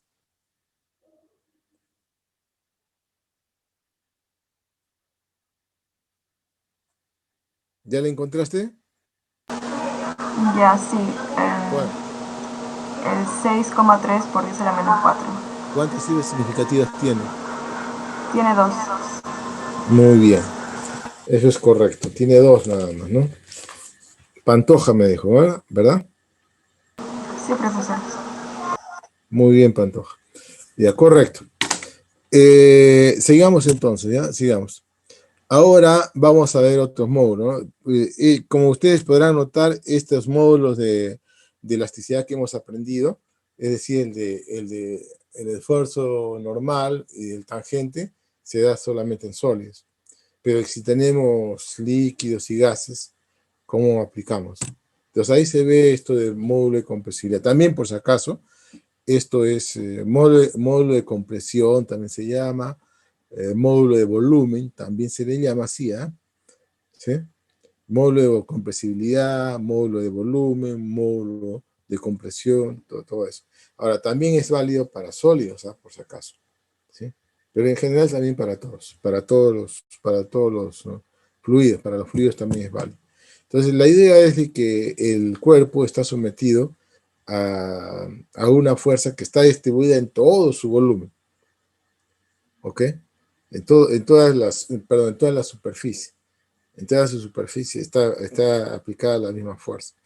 Entonces, esa fuerza por unidad de área se conoce como esfuerzo, ¿no? Así lo hemos definido, pero también se llama presión. Así también se le llama así, presión. ¿De acuerdo? También se le llama presión. Y bueno, pues entonces la presión en este caso fue F/3. Ahora, ¿por qué se llama presión? Ahorita lo vamos a ver con claridad. Y la deformación unitaria, como en este caso, lo que cambia es el volumen, sería el cambio de volumen entre el volumen, sería el cambio relativo de volumen, ¿sí? Sería entonces el cambio de volumen, la deformación volumétrica, entre el volumen inicial. Entonces la deformación unitaria de volumen le voy a denominar E sub V. Y luego aplico la misma ecuación de Hooke generalizada. Entonces, la presión es directamente proporcional a la deformación unitaria de volumen. Pero en este caso hay una pequeña diferencia con los anteriores, pequeño pero significativo, de que es negativo, ¿no? Con el signo menos. ¿Para qué? Para que este módulo de volumen o de compresión sea positivo. Ahora, ¿y eso en qué, y por qué ese menos? Bueno, eso tiene que ver con la convención de signos, ¿sí? Con la convención de signos, ¿de acuerdo? Anteriormente la convención era de que si la fuerza es de tensión positiva, la fuerza de compresión negativa. Acá es si mantenemos esa misma digamos, convención, entonces de ahí viene el signo menos. ¿Está bien? Bueno, ahora, ¿y por qué? A ver, lo que podemos decir es lo siguiente, ¿no? A ver, supongamos que tenemos un globito, y si lo metemos al fondo de la piscina, ese globito va a reducir su volumen, ¿no? El globito con aire va a reducir su volumen. Mientras más lo sumerjamos, menor volumen final tendrá.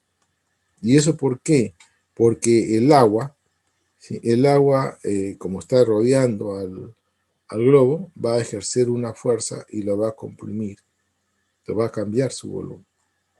Sí, eso es para el caso del aire. Y eso es visible, ¿eh? Eso se puede ver, ¿no? Si ustedes tienen la oportunidad de entrar con un globo más o menos grandecito a una piscina, ¿no? Al fondo de una piscina más o menos profunda, de unos 2 metros, por ejemplo, van a ver de que sí se deforma, se ve, ¿no? De que se reduce su volumen. ¿Estamos?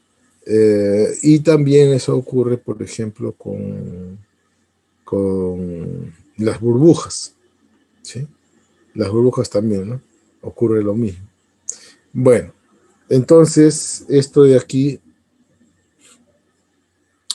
por si acaso, eso también ocurre con los buzos, ¿sí? Ustedes, no sé si ustedes habrán oído de que cuando un buzo se sumerge en el agua, si es que no lleva nada, una armadura, nada, ¿sí? Entre los 10 y 15, algunos quizá un poco más profundo, empiezan a perder el sentido del equilibrio. Es decir, llega un momento en que están tan confundidos que ya no saben hacia dónde es arriba y hacia dónde es abajo, ¿no? Es decir, la superficie y lo más profundo. ¿Por qué? Porque debido a la presión que ejerce el agua sobre el pecho, sobre la cabeza y en particular sobre los oídos, ¿sí? Es tan fuerte que produce un efecto en el cerebelo, que el cerebelo nos da el sentido del equilibrio. Cuando tenemos problemas con el cerebelo, entonces no mantenemos el equilibrio, nos caemos, nos movemos un poquito y nos caemos, ¿no? Por eso es que las personas que tienen problemas de equilibrio se debe al cerebelo, ¿no? Que el cerebelo no está funcionando bien. Bueno, entonces como mencionaba, ¿no? ¿Y cómo se ocurre esto, no? Porque el agua no entra a los oídos, por si acaso, sino que simplemente afecta, ¿no? Presiona el tímpano, presiona los conductos auditivos del oído interno y medio. Entonces, tal que esa presión produce esa sensación, ¿no es cierto?, de falta de equilibrio. Entonces, no voy a describir lo que pasa internamente en el cuerpo humano, no es parte de nosotros, ¿no?, de nuestro curso, solamente que produce esa sensación en los buzos. ¿no? Y si va más allá, más abajo, pues se desmaya, ¿no? Y además los buzos sienten una fuerte presión en el pecho, ¿no? Una fuerte presión en el pecho porque digamos, la fuerza debido al agua que está aplicada sobre todo su cuerpo es tan grande que le produce esa sensación. De lo que estamos hablando, más que de cambios de volumen, son más bien percepción. Son estos cambios de tipo que nosotros podemos percibirlo en base a nuestros sentidos. ¿Está bien? Ok, y finalmente, ese sería el tercer módulo, ¿no? Y finalmente tenemos el módulo de Poisson, ¿no? El módulo de Poisson. El módulo de Poisson, que se denota con la letra mu, esta es el único módulo, ¿no?, elástico que me relaciona una fuerza, ¿sí?, en una determinada dirección con sus efectos en el plano perpendicular. ¿De acuerdo? En el caso, por ejemplo, de la liguita, no sé si será visible o no. Cuando yo aplico la fuerza, ¿sí?, estiro la liguita, pero ¿qué pasa con el diámetro de la liguita? ¿Sí? ¿Se mantiene constante o disminuye? ¿Pueden verlo? Disminuye, ¿no? ¿Se dan cuenta? ¿Se ve o no se ve? ¿Ustedes lo aprecian o no lo aprecian? Lo que están viendo. Sí, ¿Se ve o no profesor. se ve eso? ¿Sí? Yo estoy aplicando una fuerza de tensión a lo largo del eje de la liga, pero se aprecia que el diámetro de la liga disminuye. Entonces, esa relación cualitativa que hemos observado en el experimento, ¿sí?, está cuantificada según esta ecuación que nos da el módulo de Poisson, ¿no? Pero el módulo de Poisson está dado en términos de las deformaciones unitarias, ¿sí? Esta es la deformación unitaria en la dirección perpendicular, ¿sí?, y dividida entre la deformación unitaria en la dirección de la fuerza.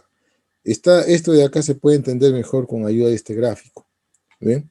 Acá en el gráfico se aprecia que tenemos un paralelepípedo, ¿no?, y la fuerza que está a lo largo del eje Z. Entonces, esta fuerza produce efectos en la dirección del eje X, por ejemplo, ¿sí? Como si admitimos que va a ser lo mismo que en el caso de la liguita, va a disminuir el radio. Por eso está el signo menos acá, ¿sí? La fuerza, como es de tensión, es positiva, pero va a producir una disminución del radio, ¿no? Son contrarios en signo, por eso es que va el signo menos para que el módulo sea positivo. ¿Está bien?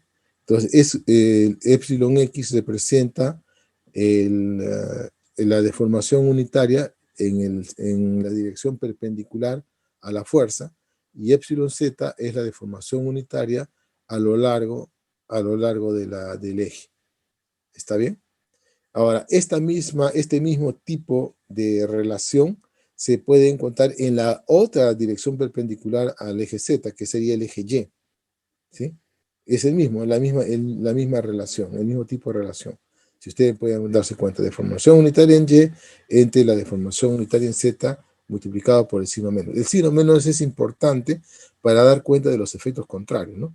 Mientras la fuerza produce un aumento en la longitud en el eje Z, produce simultáneamente una disminución en el radio, en la longitud, en el diámetro, en la longitud, en la dirección perpendicular. Por eso viene el signo menos. ¿Está bien? Entonces, la experimentación con muchos materiales nos indican de que en el caso particular de los metales, ¿sí?, que este mu, el módulo de Poisson, está entre 0,25 y 0,50. ¿Está bien? Sí, es un valor pequeñito, ¿sí?, y es menor que 1. ¿Sí?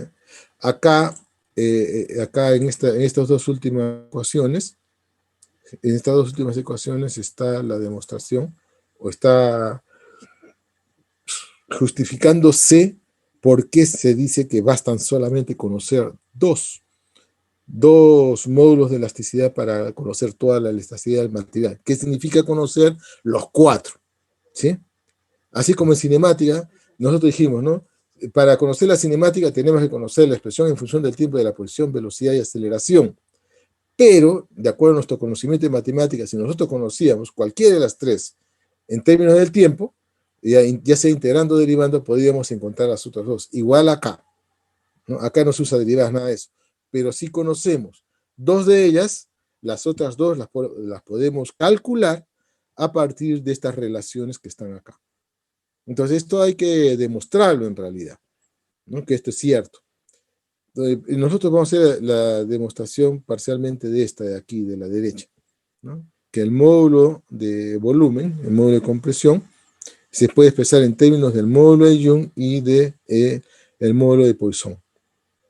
Este es G, el módulo de cizalladura, que está en términos del módulo de Young y del módulo de Poisson. ¿Ok? Entonces, repito, para conocer la elasticidad de un material, necesito conocer los 4 módulos elásticos. Los repito, módulo de Young, módulo de corte y cizalladura, módulo de volumen y el módulo de Poisson. ¿Está bien? Pero, dado que dos de ellos son independientes y los otros dos se pueden expresar en términos de los anteriores según las fórmulas que hemos mostrado en la lámina anterior. De tal manera que para conocer la elasticidad de un material hay que conocer solamente los dos módulos independientes. La pregunta sería, profesor, conocer los módulos, es decir, conocer la elasticidad del material, ¿qué significa? Significa que ustedes pueden predecir o cuantificar, ¿sí? O cuantificar, dada una fuerza o una fuerza externa al material, cuánto se va a deformar. ¿Sí? Ese es el punto. De eso se trata, ¿no? Así cuando decir que conocemos la cinemática, podemos saber dónde estará la partícula de acá a 4 o 5 segundos o 5 horas. ¿Sí? Se puede predecir la trayectoria, la posición de la partícula, y también se puede verificar dónde estuvo. Igualito, conocer la elasticidad es lo mismo. ¿Sí? Si se conoce los módulos, aplicada una fuerza cualquiera sobre el material, ¿sí? Conocidos los módulos elásticos, puedo predecir cuánto se va a deformar, cuánto va a cambiar su volumen, etcétera. ¿Sí? Etcétera. Entonces, y esto es importante en la construcción de los edificios. Las municipalidades, cuando exigen, por ejemplo, a los constructores de edificios o de casas que les den, ¿no? Que les den pruebas de que los materiales que están utilizando están dentro de las normas elásticas, ¿no? Sugeridas o recomendadas por la municipalidad. ¿Ya? Eso es muy importante. Así es como se debe construir formalmente, ¿no? Parece ser engorroso, pero ahora nosotros somos un país sísmico. Si es que no se hace eso, se corre el riesgo de tener construcciones que ante un sismo más o menos moderado o fuerte pueda caerse, pueda destrozarse, ¿no? Ahora la municipalidad pone mucho énfasis en eso, en verificar eso para que no pueda haber ese tipo de problemas. Muy bien, queda este problemita que está acá para que ustedes ya lo vean. En la próxima semana vamos a empezar con dinámica, ¿sí? Con dinámica. La práctica va a ser hasta todo esto, hasta toda elasticidad, todo eso. Así que yo les sugiero que lo lean esto con calma, ¿ya? No nos ha alcanzado el tiempo por participar. Bueno, eso ya es el problema mío, pero ya yo quería avanzar un poquito de dinámica, pero no se ha podido, ¿no? Estamos atrasados un poquito, ¿no? Pero creo que ha valido la pena porque ahora he notado que ha habido intervención de ustedes, ¿no? Muy bien. ¿Alguna pregunta para irnos? Ya les repito que hasta acá toda elasticidad va a venir porque esta es la última lámina ya. Va a venir en el examen, en la práctica, en la segunda práctica. ¿Alguna pregunta? Me despido. Sí, profesor. Una Sí. pequeña duda. Sí. Profe, ¿el concepto de presión y esfuerzo es el mismo, profesor? Sí. Ok, profesor, gracias. Lo que pasa es que la idea de esfuerzo se utiliza normalmente para cuando la fuerza está aplicada en una dirección particular. Está bien, y es particularmente para sólidos, ¿no? En cambio, cuando se trata para todo, ¿no? Se habla de presión, ¿no? Cuando definimos presión, lo vamos a ver también así de la misma forma. Le aplicamos una fuerza a esta cosa, ¿sí? Le aplico una fuerza y entonces después va a hablar de la presión media, ¿no? Sobre esta forma, que es precisamente igual que el esfuerzo, que la definición de esfuerzos. Gracias, profesor. ¿Alguna otra pregunta? Ok, listo. Gracias, jóvenes. Gracias por escuchar. No se olviden, estudien ya para la práctica del día lunes. O del día martes, ¿no? Del día martes. Hasta luego, jóvenes. Buen fin de Hasta luego, semana. profesor. Hasta luego, profesor. Hasta luego. Recording.